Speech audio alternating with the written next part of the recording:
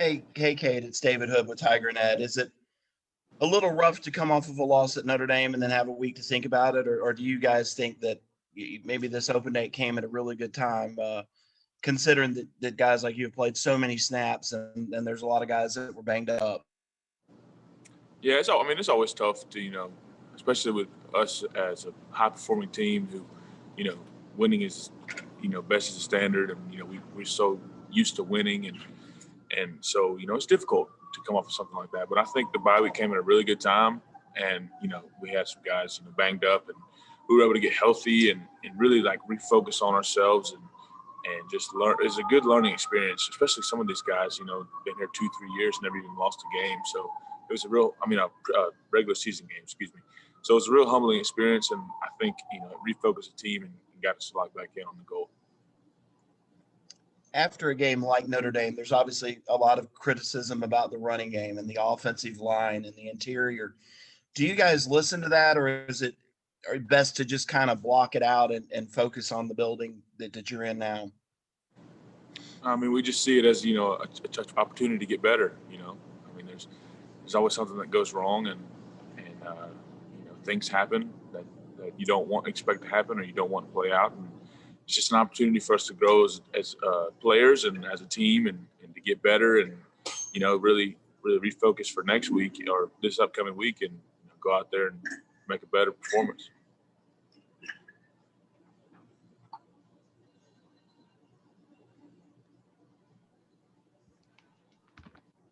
Kate, it's Trevor Gross from CUTigers.com here. After self-scouting yourselves this past week or so, what were some of the things that you just evaluated about, what went wrong in the Notre Dame game? You're 2 for 6 on third and short. Was that just a product of them loading the box, or was it multiple things? I mean, every play was, multiple things, sure, but when it comes down to it, we just got to do better for ourselves. You can make all the excuses in the world. You can say this happened, that happened. We should have done this better. We should have done that better. But at the end of the day, they were a really good team. They fought really hard, and they won the game. And now we see how to fight, and we were able to show, we don't give up. We don't bow down to nobody, even though we didn't have the outcome we wanted to. We have those characteristics that are hard for a team to find, and we're able to develop on those. And now we get to go back in and work on our technique and become a fluid and fundamentally sound team and offense.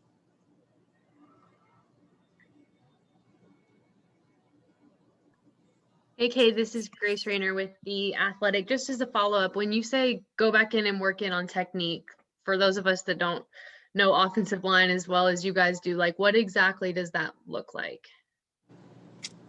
Offensive lines really techniques, fundamentally sound positions. So, you could take one wrong step in the very beginning and it's kind of like it's different. It's a different world down in the trenches. One wrong step will take you way the wrong way and you could be out of position in a matter of half a second. So, really going back in and focus on the basics of, footwork and hand placement and locking in on assignments and recognizing defensive fronts and alignments and formations and just being able to hone in on the little things that, you learn in Pee Wee football, step with your right foot, step with your left foot, things like that you take for granted when you've been playing the game so long that are very crucial and critical for, a fundamentally sound offensive line to really perform at a high level. When things do go wrong, I guess, how quickly do you recognize it in the moment versus how much of it coaches showing you back on tape saying, okay, XYZ went wrong here. This is how we fix this. It depends on the play. A lot of the times it's such a close combat battle with defensive linemen or offensive linemen, whoever it is in the trenches. You can tell pretty quickly on what you did and did he get his hand placement in there before you did, or did he get off the ball with better, technique? It's such a small, close quarters combat that, you can tell most of the time pretty quickly if, okay, well, he did a really good job there, and now I need to go back in and I need to do it this way or that way next time. Thank you. You're welcome.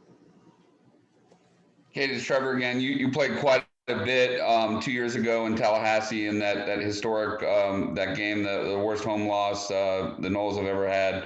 What do you remember about that game, and how excited are you guys about just getting to play down there again?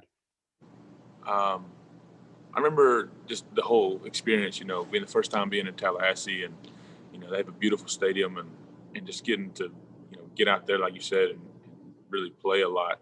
It was fun. It made you realize why you came to play the game and why you love it so much, because it's game day and you want to give it all you got. And it really shows you, why you work so hard 365 days a year. And I think, that game really showed me like why I love the game so much, and why I want to keep playing and why I want to pursue. Florida State lost Marvin Wilson. Obviously, he was a potential first round NFL draft pick, but still have some big dudes on that defensive front like Cooper. Just how do you think their defensive line compares to what you saw against Notre Dame? I think they're a very good defensive line. They have some incredible athletes. Same with Notre Dame. Those are some of the best players in the country. I think both defensive lines are really physical and tough defensive lines, and you gotta eat your Wheaties. You gotta come at it, because you play for Clemson, and everybody's gonna want to come for Clemson and give you the best shot. And so week in and week out, you gotta give them everything you got, because they're coming for you. So we really just gotta do what we do every week, prepare.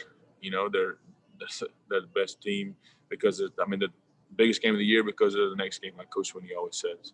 So we got to refocus and fundamentally be sound for this week and prepare for the game.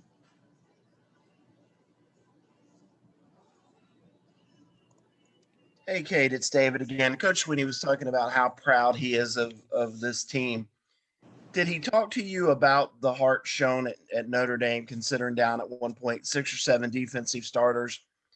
Bockhorst was out, wide receivers were out, and yet, it still takes Notre Dame 2 overtimes to beat you in their home stadium. Number one, what does that say about the culture of the program and this team and the talent? But number two, did Coach Winnie talk to you guys about that? Like you said, the characteristics of being able to have the next man up, so to speak, when somebody goes down, and still fight and claw and give it everything you have for 4 quarters and 2 overtimes is a characteristic that is extremely hard to find in a football team. And, for this team to be able to fight like we did, it just showed, the characteristics of this team can take us to wherever we want to go. And as of what did you say, Coach Sweeney, ask us about do what now? I'm sorry. No, that's okay. I was just wondering if Coach Winnie told you guys that he was proud and what that means that this team can do. Absolutely.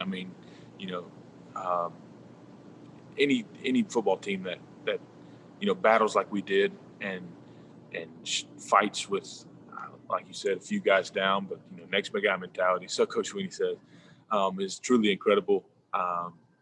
Yeah, he was super proud of us. Sure, not every time you step on the football field, can we do the things that we do? And we've had an incredible, especially me being 5 years here. Most people that went to college can't say that they, haven't lost in a regular season home game in 3 years. So Coach Sweeney was super proud of us. Not every game you get the outcome you want, but at the end of the day, it shows, we're a fighting team. We have heart, we have character, we have toughness, and those are all intangibles you need for any team to want to make it to the top. You haven't had a lot of plane rides home like that one. And, a lot of guys are probably really banged up and they get on the plane with ice and bandages and stuff. But what was that ride home like for you guys? Well, truth be told, it was, I think, 12:30, 1 o'clock in the morning. So, like you said, a lot of guys were beat up, banged up. They just wanted to go to sleep.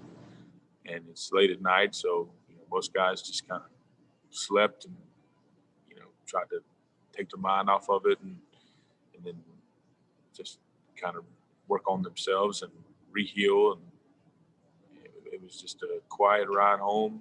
It's not really something we're used to, but a lot of guys got to reflect and refocus and work on themselves.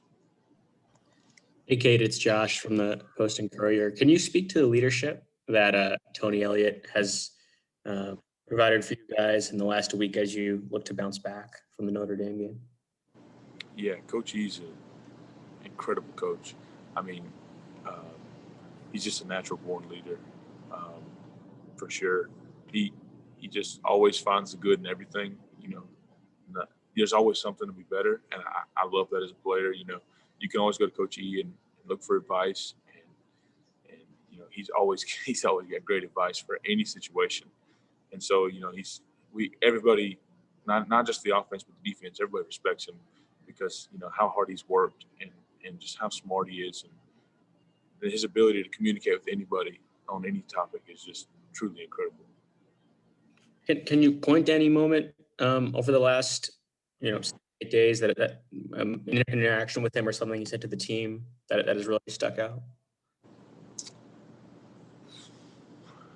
I don't want to misquote, not off the top of my head can I think of Coach E has a good, he's like Coach Sweeney. He's got all these great speeches and isms.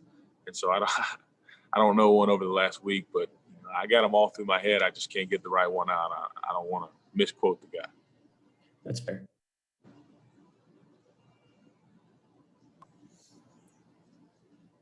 Cade, it's Trevor again. Just curious what you did with your little bit of break you had. Did you do some fishing, or did you see some family, or just watch football and relax? Absolutely, all the above. It was such a far drive for me to go home. I barely was able to make it. I got to do a little, family bonding, a little hunting, a little fishing, just relaxing and just enjoying the weekend and getting to spend time with family. It was fun. It was a lot of fun.